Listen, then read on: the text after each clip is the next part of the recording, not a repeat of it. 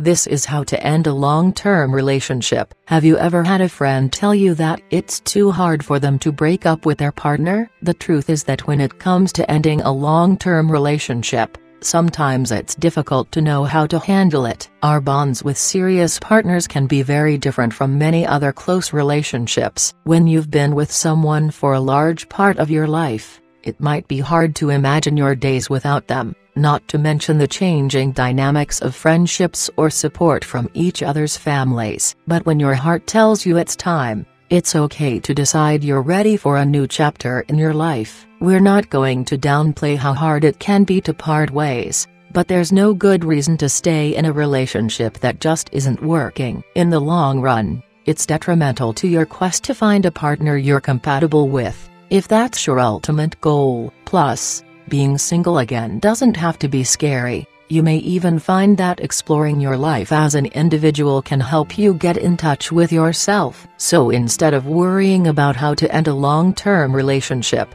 let's put our fears to rest and determine how to break up while being fair to both parties. Below, read on to learn expert tips on the best ways to break up with someone you've dated for a long time. Prepare yourself. Once you're certain that you're ready to have the talk, it's important to prepare yourself for the breakup. You might be concerned about your partner's reaction, or how changing the face of your daily routine will affect your mental health. It's normal to worry about how ending a relationship will take a toll on your life. In planning to break up with someone, you'll go through a fair amount of distress yourself. Depending on how long you've anticipated the breakup, you'll likely experience some form of anxiety or dread as you look ahead to taking unpleasant steps, says psychologist Lorenzo Aero, Ph.D., ABPP. Those unpleasant steps might seem impossible at first, but with a little preparation, you can do a lot to make the transition easier for both people.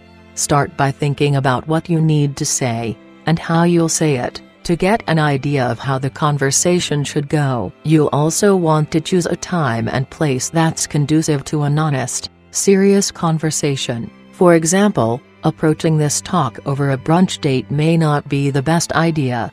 No matter how nervous you are, breaking up with a long-term partner is likely best in person. Ending an important time in your lives can hurt worse if it's done over a phone call or text. Be honest. You don't want to hurt your partner, but you still need to be genuine about why you want to break up. As hard as the truth might be, you'll be helping the other person understand by giving context about why the relationship is no longer working for you. When you're preparing for the conversation, think of a few ways to break the news that explain your reasoning in a gentle way. Ideally, talk more about you and your feelings, rather than about the other and their behavior, says expert Robert Tabey, LCSW. You don't want to be angry, you don't want to be blaming. Instead, you want to be as calm as you can, be clear, and give a reason that you can state in 1 or 2 sentences. Breakups are already tough, so take care not to make it come across in ways that hurt worse than it has to. Consider how you'd feel in their situation. You'd probably expect honesty and kindness from your SO if the table was turned. Break the news to friends. Give yourself as much time as you need,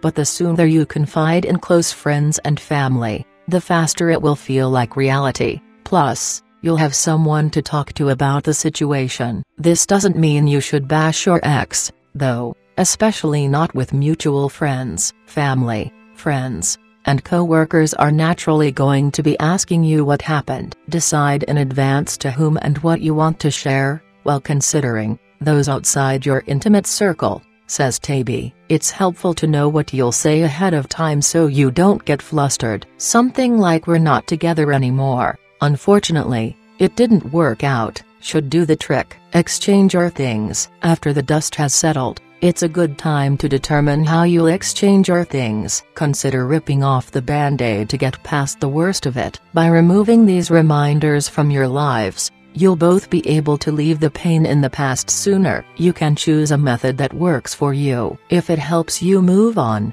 you might decide to leave each other's things with a mutual friend or send them in the mail. Some people prefer the step of closure, however, so be understanding if your ex would rather meet in person to say goodbye. Discuss contact. Some of us don't like to stay friends with our exes, while others find the transition into life as individuals easier when they can still reach out. At first, it might be best to stop contact with each other to give yourself time to adjust to your new life. Be proactive rather than reactive. Define your own policy on communication. Set boundaries. That, for example, you won't respond to text messages, or will only talk on the phone at certain times, says Taby.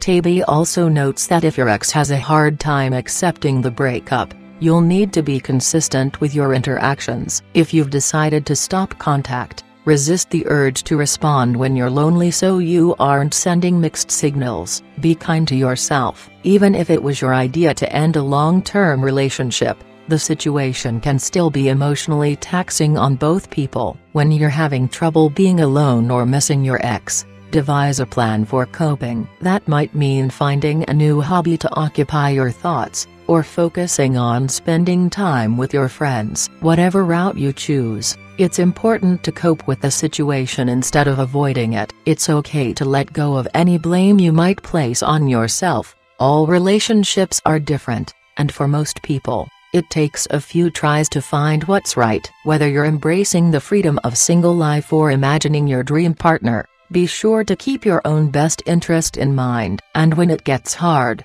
don't feel bad for taking a mental health day with your old pals, Ben and Jerry.